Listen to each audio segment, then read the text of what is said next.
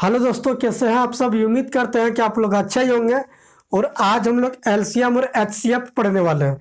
जिन्होंने एलसीएम और एचसीएफ का इससे पहले वाला वीडियो नहीं देखा है वो प्लेलिस्ट पे जाकर के देख सकते हैं। और जिन्होंने इस चैनल को अभी तक सब्सक्राइब नहीं किया तो इस चैनल को सब्सक्राइब कर लें, साथ ही बेल आइकन को ऑल में प्रेस कर लें ताकि हर एक वीडियो का नोटिफिकेशन आपको मिलती रहे। ठीक है, तो जैसे कि हम लोग इससे पहले एलसीएम और एचसीएफ में एचसीएफ पढ़ रहे थे ना, तो वहीं से आज आगे बढ़ेंगे।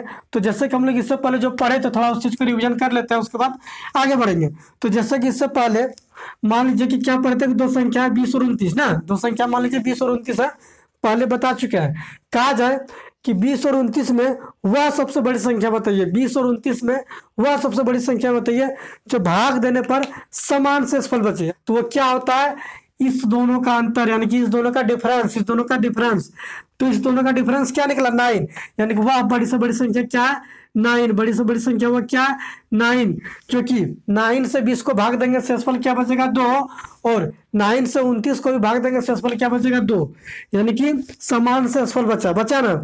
जैसे कि मान लीजिए कि 100 है और 130 है। ठीक है, 100 है और 130। कहा जाए कि 100 और 130 में वह बड़ी से बड़ी संख्या बताइए, 100 और 130 में वह बड़ी से बड़ी संख्या बताइए जो कि भाग देने पर हर परिस्थिति में समान शेषफल बचे। ठीक है, तो वो क्या होगा, इस दोनों संख्याओं का अंतर।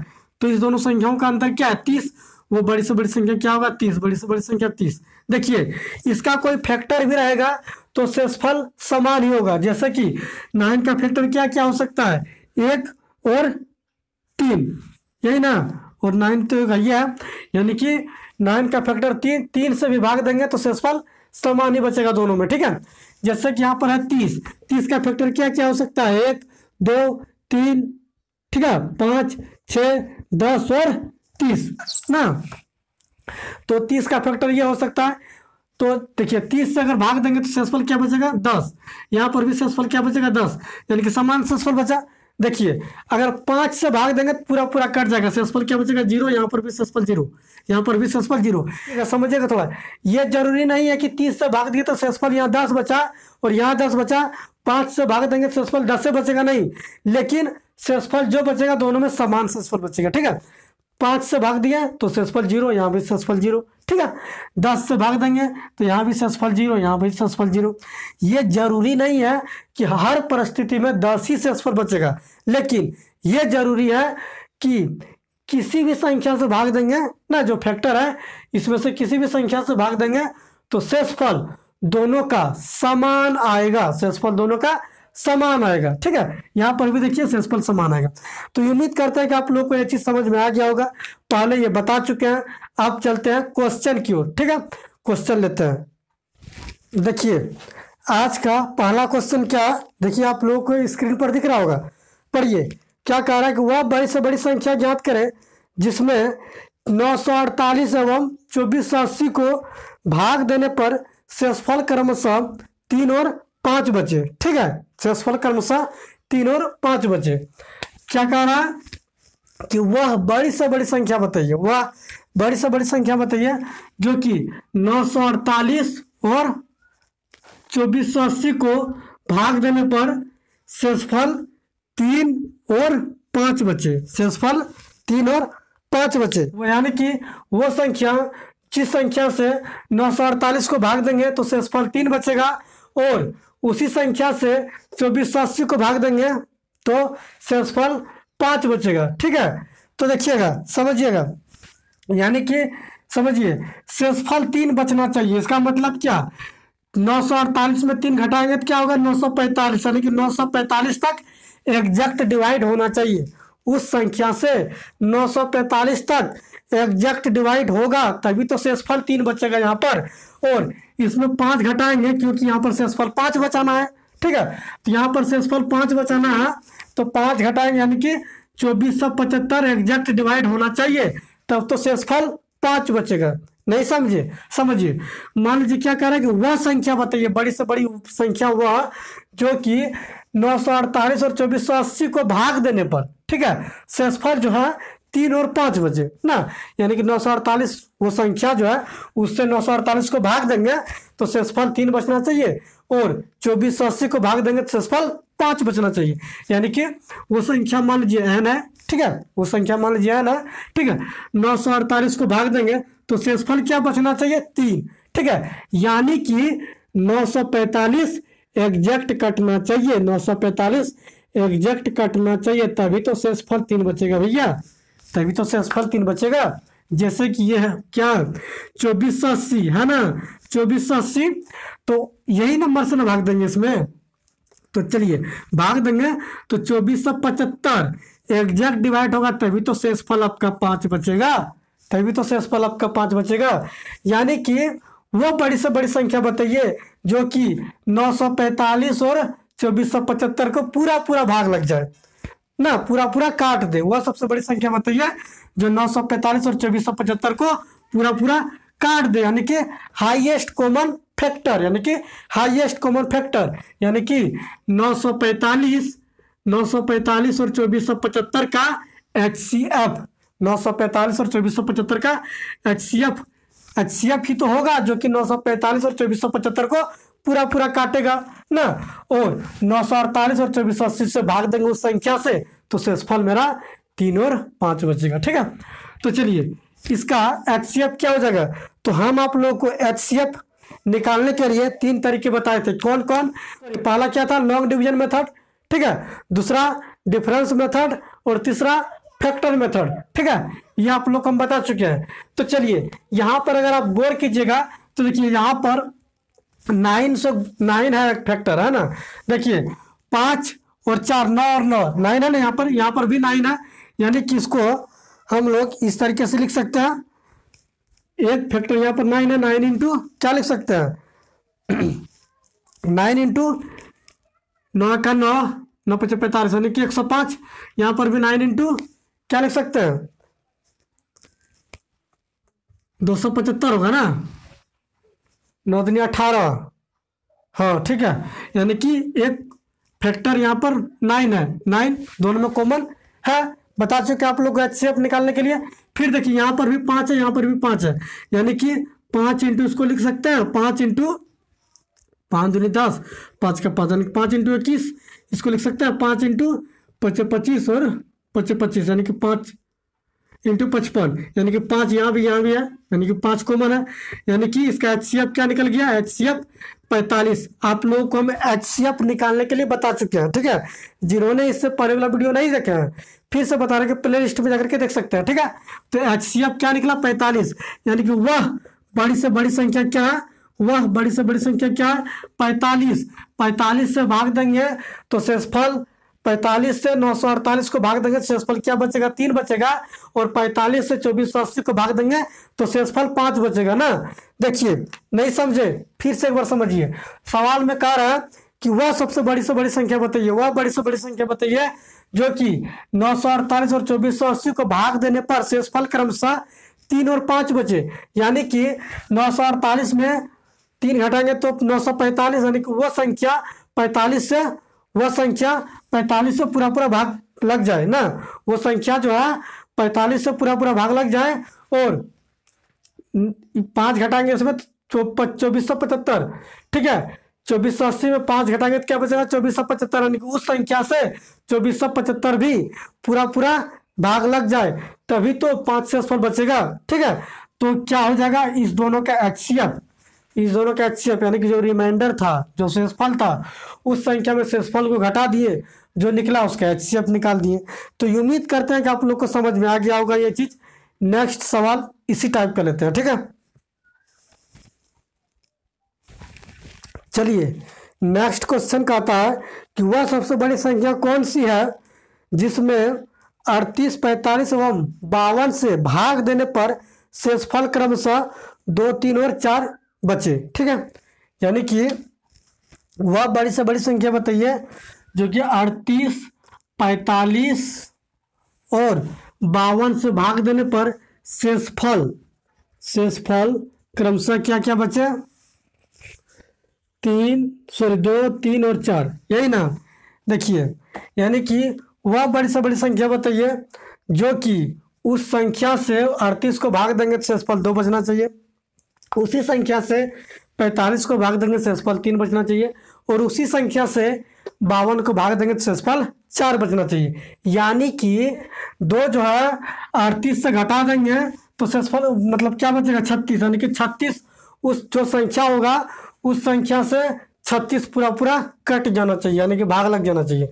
जैसे कि इसमें क्या शेषफल बचेगा 3, यानी कि इसमें 3 घटा देंगे तो क्या हो जाएगा 42, यानी कि 42 जो है उस संख्या से पूरा पूरा भाग लग जाना चाहिए ना, उस संख्या से 42 पूरा पूरा भाग लग जाना चाहिए।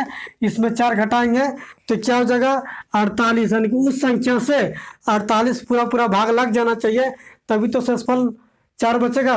यहाँ पर पूरा पूरा 42 भाग लगेगा तभी तो शेषफल 3 बचेगा। यहाँ पर 36 पूरा पूरा कटेगा तभी तो शेषफल 2 बचेगा।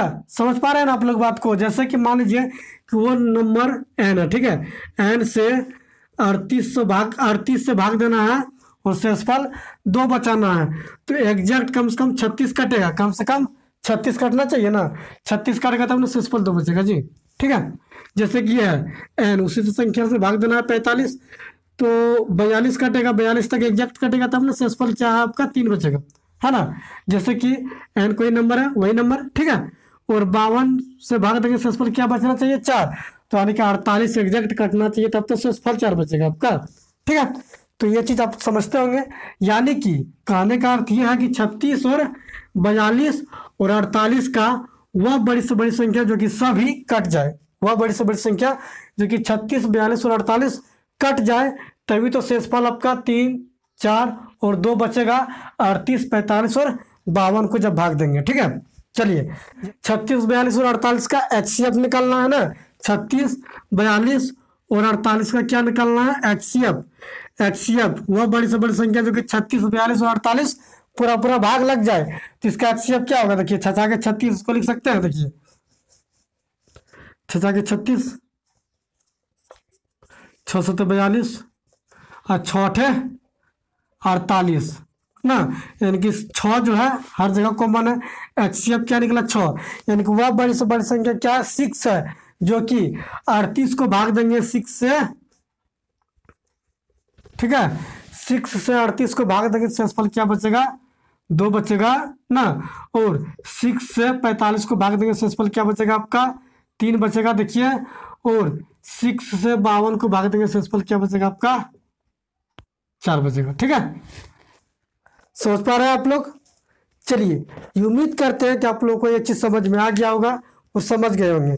अब नेक्स्ट क्वेश्चन पर चलते हैं। ठीक है, चलिए नेक्स्ट क्वेश्चन देखते हैं क्या कह रहा है। एक किसान के पास 945 गाय और 2475 भैंसे हैं, वह उनको न्यूनतम समूहों में इस प्रकार चराना चाहता है कि प्रत्येक समूह में एक ही प्रकार का जानवर हो। ध्यान दीजिएगा लैंग्वेज पर। ठीक है, और प्रत्येक में जानवरों की संख्या भी समान हो, इस प्रकार के समूहों की संख्या ज्ञात करें।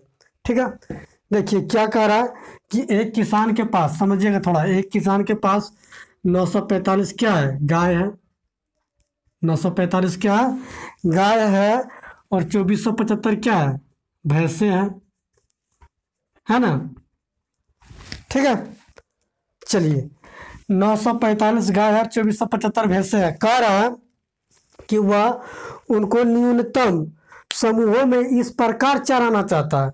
ठीक है, न्यूनतम यानी कि मिनिमम समूह में, मिनिमम ग्रुप में, ठीक है, इस प्रकार चराना चाहता है, कम से कम ग्रुप में इस प्रकार चराना चाहता है कि प्रत्येक समूह में एक ही प्रकार का क्या रहे जानवर हो। ठीक है, और प्रत्येक जानवरों की संख्या भी समान हो। ठीक है, तो इस प्रकार के समूहों की संख्या बताइए, यानी कि समूहों की संख्या कितना होना चाहिए, कम से कम, कम से कम, यानी कि मिनिमम, मिनिमम ग्रुपों में वो चलाना चाहता है, मिनिमम समूहों में, न्यूनतम समूहों में चलाना चाहता है, यानी कि मिनिमम ग्रुप में, मिनिमम ग्रुप्स। अच्छा ठीक है, एक किसान है जिसके पास 945 गाय हैं और 2475 भैंसे हैं। ठीक है, और वह जो है इस प्रकार चलाना चाहता है कि न्यूनतम, न्यूनतम ग्रुपों में, यानी कि न्यूनतम समूहों में इस प्रकार चलाना चाहता है कि हर एक ग्रुप में एक ही प्रकार का जानवर हो। ठीक है, और जानवरों की संख्या भी समान हो। ठीक है, और ग्रुप कम से कम हो, ग्रुप की संख्या कम से कम हो। तो कम से कम ग्रुप कह रहा है, ग्रुप्स की संख्या कम से कम। चलिए एक ही ग्रुप बना देते हैं, क्या ये सही है? एक ही ग्रुप में दोनों को रख देते हैं। लेकिन सवाल में कहता है कि प्रत्येक ग्रुप में यानी कि प्रत्येक समूह में एक ही प्रकार का जानवर हो। तो एक ही ग्रुप में तो दोनों प्रकार का जानवर हो जाएगा, तो एक ग्रुप तो नहीं हो सकता है। समझिएगा थोड़ा बात को। मान लीजिए कि दो ग्रुप कर देते हैं तब, ठीक है, दो ग्रुप कर देते हैं, इसमें क्या दिक्कत है? दो ग्रुप कर देंगे तो एक ग्रुप में गाय एक ग्रुप में भैंस। लेकिन कह रहा है कि प्रत्येक ग्रुप में जानवरों की संख्या समान हो। तो दो को ग्रुप रहेगा, एक ग्रुप में गाय जिसकी संख्या 945 है और एक ग्रुप में भैंस है जिसकी संख्या 2475 है। तो ये सवाल में तो कह नहीं रहा है, कह रहा है क्या कि दोनों की संख्या समान हो प्रत्येक ग्रुप में ना। चलिए तो प्रत्येक ग्रुप में क्या करा है कि जानवरों की संख्या क्या हो, समान हो। तो प्रत्येक ग्रुप में जानवरों की संख्या समान रखना है, ठीक है। प्रत्येक ग्रुप में जानवरों की संख्या समान रखना है और ग्रुपों की संख्या कम से कम रखना है, ग्रुपों की संख्या कम से कम रखना है। तो ग्रुपों की संख्या कम से कम रखेंगे तो प्रत्येक ग्रुप में जानवरों की संख्या अधिक से अधिक रखना होगा ना। ये जानते हैं ना आप लोग, समझते हैं ना। जैसे कि ग्रुपों की संख्या यानी कि समूहों की संख्या कम से कम रखेंगे तो प्रत्येक ग्रुप में जानवरों की संख्या अधिक से अधिक रखना होगा ना। यानी कि जानवरों की संख्या मैक्सिमम रखना होगा, अधिक से अधिक ना। मैक्सिमम जानवरों की संख्या रखना होगा, मैक्सिमम नंबर ऑफ एनिमल्स, ठीक है। इन ईच ग्रुप, प्रत्येक ग्रुप में जानवरों की संख्या अधिक से अधिक रखना होगा। अब अधिक से अधिक कितना रख सकते हैं? तो देखिए 945 गाय हैं और 2475 भैंसे हैं और प्रत्येक ग्रुप में सवाल कर रहा है कि प्रत्येक ग्रुप में जानवरों की संख्या समान हो और हर ग्रुप में एक ही प्रकार का जानवर हो, ठीक है। तो हर ग्रुप में एक ही प्रकार का जानवर हो और प्रत्येक ग्रुप में जानवरों की संख्या समान हो। तो ग्रुप में ज़्यादा से ज़्यादा जानवर रखना होगा। तो ज़्यादा से ज़्यादा यानी कि हाईएस्ट कॉमन फैक्टर ना, यानी कि वो नंबर, इस दोनों में वो नंबर जो कि 945 को पूरा पूरा भाग लग जाए और 2475 को भी पूरा पूरा भाग लग जाए, ठीक है। यानी कि 945 को भी काट दे और 2475 को भी काट दे, वो हाईएस्ट कॉमन फैक्टर जो कि दोनों में क्या रहे, कॉमन रहे, तो वो क्या होगा। तो हम आप लोग को अभी बताएं 945 और 2475 का HCF क्या हो जाएगा, 45। बताया था ना इससे पहले, नहीं बताए थे। देखिए इसमें क्या है, 945 और 2475 में आप लोग को इसमें 9 दिख रहा है, यानी कि इसको हम लोग लिख सकते हैं 9×45 यानी कि 9 × 105 लिख सकते हैं ना।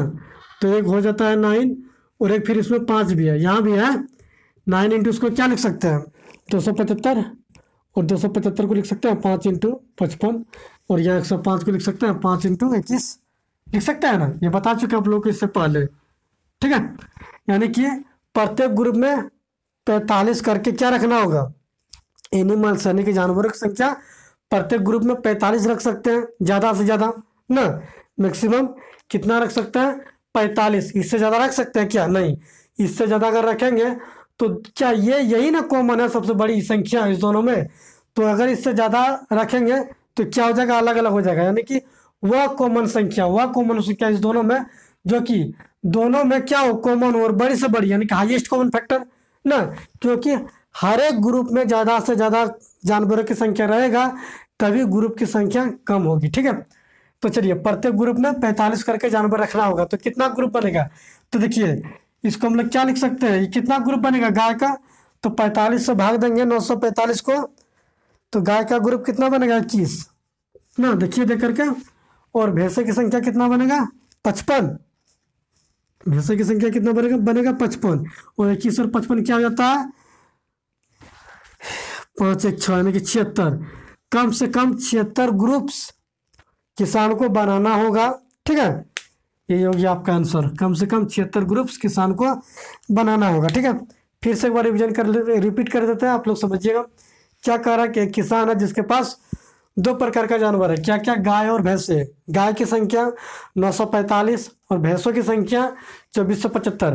कह रहा है कि वह इस प्रकार चराना चाहता, वो इस प्रकार चराना चाहता कि कम से कम ग्रुप हो और हर ग्रुप में जानवरों की संख्या समान हो। हर ग्रुप में जानवरों की संख्या समान हो और एक ग्रुप में एक ही प्रकार का जानवर हो, चाहे वो गाय हो चाहे भैंस हो। तो बताइए, ग्रुपों की संख्या कम से कम लाने के लिए क्या करना होगा? हर ग्रुप में ज्यादा से ज्यादा जानवरों की संख्या रखना होगा। तो ज्यादा से ज्यादा कितना रख सकते हैं भाई? तो ज्यादा से ज्यादा कितना रख सकते हैं? 45, क्योंकि कह रहा है सवाल में कि हर ग्रुप में एक ही प्रकार का क्या हो, जानवर हो। तो इस दोनों में वह हाईएस्ट कॉमन फैक्टर निकालेंगे जो कि दोनों में क्या हो, कॉमन हो ना, दोनों का हाईएस्ट कॉमन फैक्टर। तो क्या निकला? 45, यानी कि 45 करके ग्रुप बनेगा गाय का और 45 के ग्रुप बनेगा भैंसे का। तो टोटल ग्रुप 76 होंगे। ठीक है, तो ये हो गया आपका आंसर। ये उम्मीद करते हैं कि आप लोग को समझ में आ गया होगा। यदि आप नहीं समझ पाए तो कमेंट कीजिएगा, ताकि हमको पता चले कि हम कहाँ आप लोगों को नहीं समझ पाए। ठीक है, तो चलिए नेक्स्ट क्वेश्चन पर चलते हैं। चलिए, आज का लास्ट क्वेश्चन क्या कह रहा है? 21 आम के पेड़, 42 सेब के पेड़ और 56 नारंगी के पेड़ है।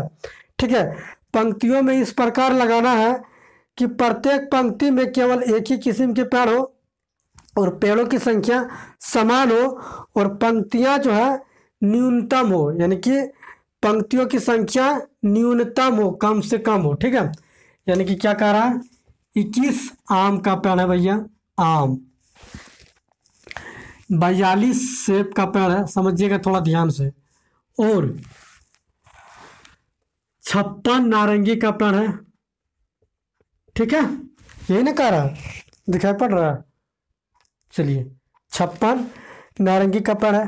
कह रहा है कि पंक्तियों की संख्या न्यूनतम हो, कम से कम पंक्तियां बनाना है ना, पंक्तियां कम से कम बनाना है, यानी कि रो, मिनिमम रो, न्यूनतम पंक्तियां, न्यूनतम पंक्तियां यानी कि मिनिमम रो।